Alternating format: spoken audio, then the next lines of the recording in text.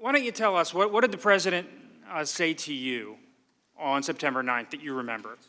Well, words to the effect, I decided to ask the president the question in an open-ended fashion because there were so many different scenarios floating around as to what was going on with Ukraine.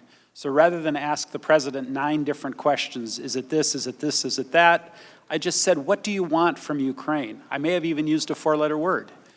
And he said, I want nothing.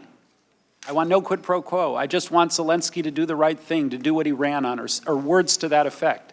And that gave me the impetus to respond to Ambassador Taylor with the text that I sent. As I said to Mr. Goldman, it was not an artfully written text. I should have been more specific, put it in quotes, something like that. But basically, I wanted Mr. Taylor, Ambassador Taylor, to pick up the ball and take it from there. I had gone as far as I could go. And you believe the president, correct? You know what? I'm not going to characterize whether I believed or didn't believe. I was just trying to convey what he said on the phone. Okay, so you're asking Secretary Pompeo whether we should block time and work. I mean, is there any discussion of specific investigations? Is there any discussion of Biden or Burisma or anything linking to aid in this email that you sent to Pompeo? No, this was a proposed briefing that I was going to give President Zelensky. And I was going to call President Zelensky and ask him to say what is in this email, and I was asking essentially President Pompeo's permission to do that, right, which he said yes. Did Ambassador Volker ever relate that to you?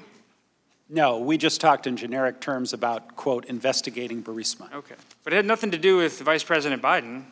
I had never heard Vice President Biden come up until very late in the game. When? I don't recall the exact date, but when it all sort of came together, maybe after the transcript of the July 25th call. I don't know the exact date when I made the connection.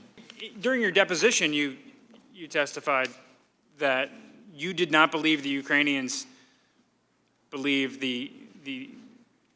were aware of the hold until the Politico article. Yeah, again, I think I testified that I was not clear on the exact dates of when these things, when the light went on. There were a lot of conversations going on with the Ukrainians by a lot of people, so I don't know who communicated what to them. And the question I have here is that, I mean, that statement never was issued. And in fact, Ambassador Volker has testified that he didn't think it was a good idea, and ultimately the Ukrainians didn't think it was a good idea. And so the statement never reached a finalized state. That's correct.